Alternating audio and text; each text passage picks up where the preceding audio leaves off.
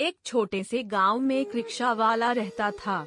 उसका नाम सुनील और उसकी पत्नी का नाम अनीता था। सुनील बहुत ही दयालु और मन का सच्चा इंसान था। उसकी भगवान में श्रद्धा भी अटूट थी। कैसी भी परिस्थिति उसका भगवान पर से भरोसा नहीं डगमगाता। वह रोज ऑटो रिक्शा चलाकर लोगों को उनके घर लेकर जाता था।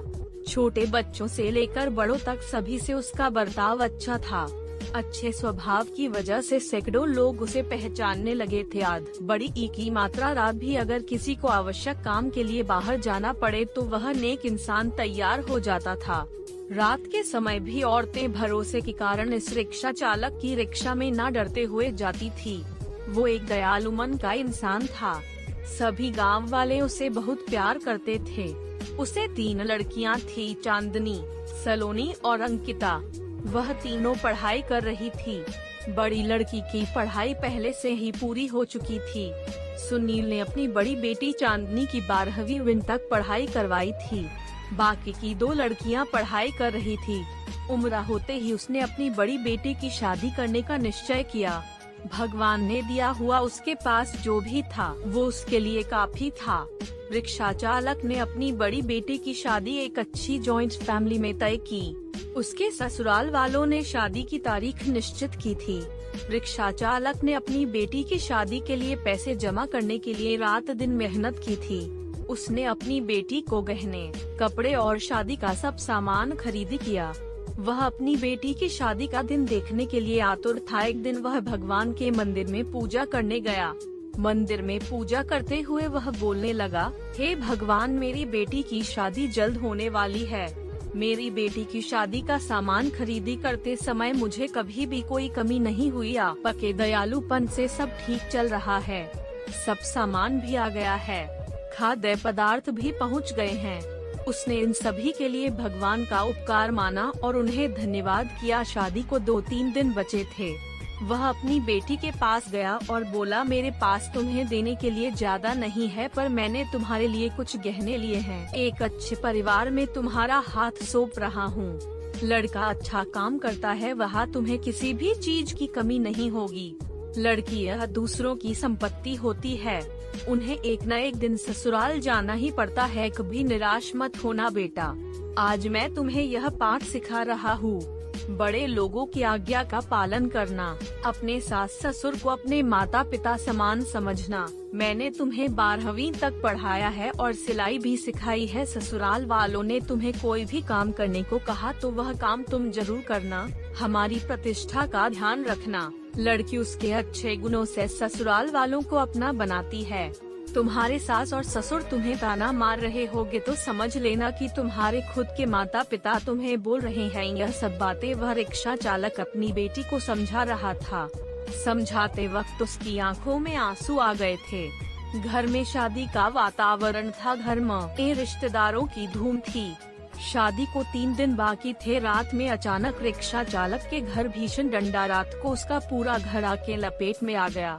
उसके घर में उसकी छोटी बेटी अंकिता पानी पीने के लिए उठी।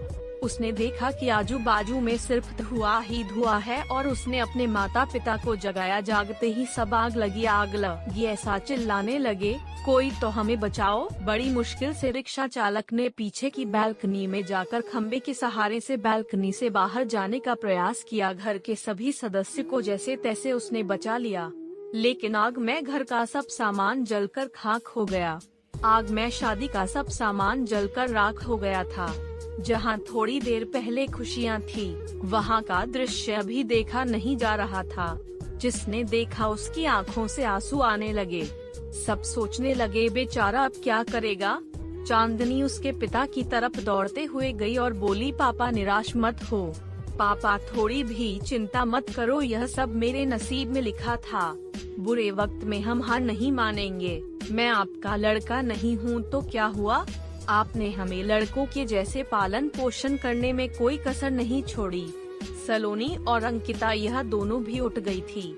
वह दोनों भी अपने पिता के पास जाकर खड़ी हो गई।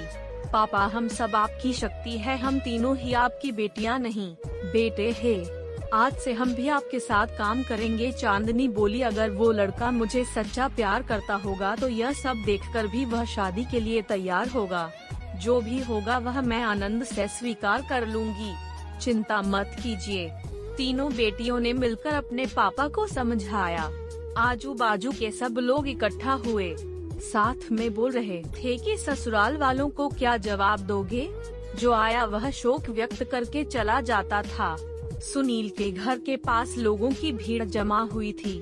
सभी बोलने लगे कि आपने अच्छे काम करके पैसे कमाए थे।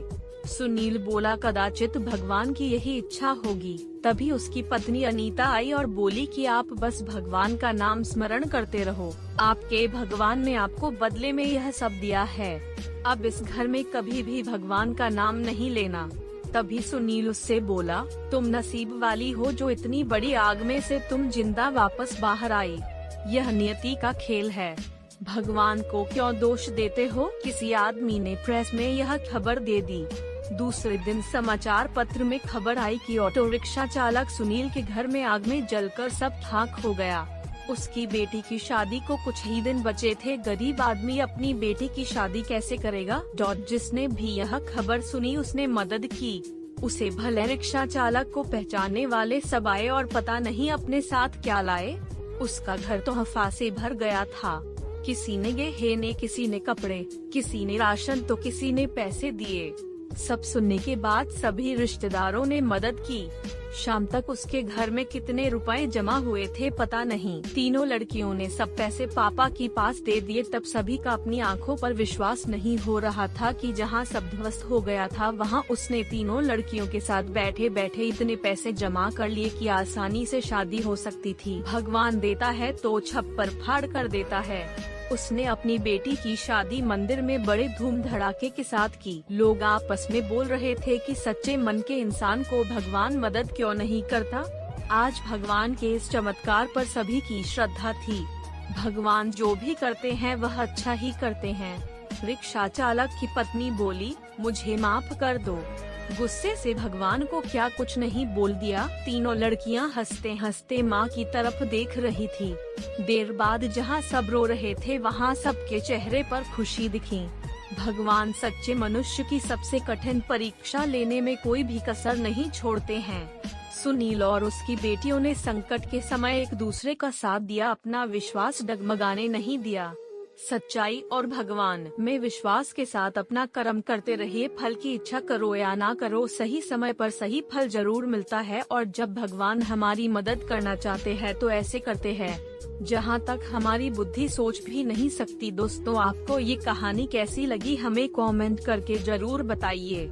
दोस्तों, ऐसे ही कहानियाँ रोजाना सुनने और देखने के लिए चैनल को सब्सक्राइब जरूर कर लीजिए। धन्यवाद।